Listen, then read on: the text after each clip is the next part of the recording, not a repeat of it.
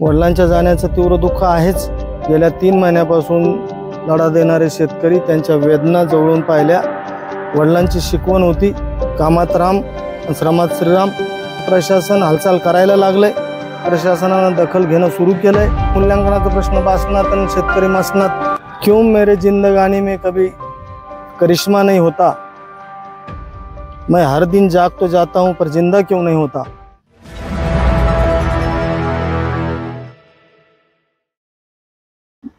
चार दिवसापूर्वी वडील हे जग सोडून गेले। प्रसंग दुःखद होता।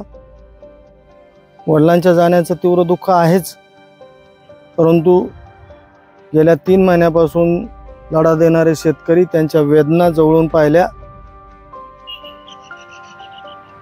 त्याचंही दुःख फार मोठं आहे। वडिलांची शिकवण होती कामात राम श्रमात श्रीराम।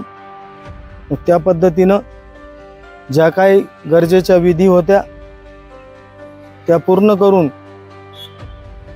केवळ तेवढ्यावरच न थांबता, कारण की जर आपण गेलं नाही तर या आंदोलनाचं फलित होणार नाही, हे विचार करून मी आज सक्रिय सहभागी झालो।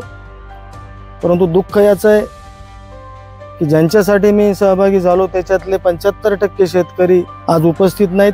मग त्या एका कवीच्या ओळी आठवतात, क्यों मेरे जिंदगानी में कभी करिश्मा नहीं होता, मैं हर दिन जाग तो जाता हूं पर जिंदा क्यों नहीं होता।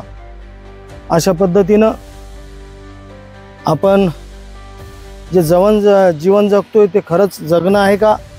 जे आपण स्वतःसाठी काही करू शकत नाहीत मग ते दुसऱ्यासाठी काही करणार आहोत का, असा प्रश्न निर्माण होतो। तर मला या निमित्तानं सगळ्यांना आवाहन करायचं की आता प्रशासन हालचाल करायला लागलंय, प्रशासनानं दखल घेणं सुरू केलंय। परवाच प्रशासनाकडून आदेश निघालेत।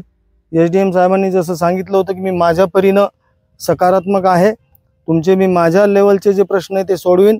त्या पद्धतीनं आपल्या तालुक्यातील मला वाटतं सगळ्या गावांच्या 4 दिवसासाठी वेगवेगळ्या टप्प्यात सुनावण्या लावलेल्या आहेत। तर अशा पद्धतीनं पुढचाही अजून, आणि एवढं करून थांबून चालणार नाही, याच्यातून थोडाफार आपला फायदा होईल, परंतु मूल्यांकनाचा प्रश्न महत्त्वाचा आहे, तो यांनी बासनात गुंडाळून ठेवलेला आहे। तर मग असं नाही व्हावं की मूल्यांकनाचा प्रश्न बासनात आणि शेतकरी मसनात।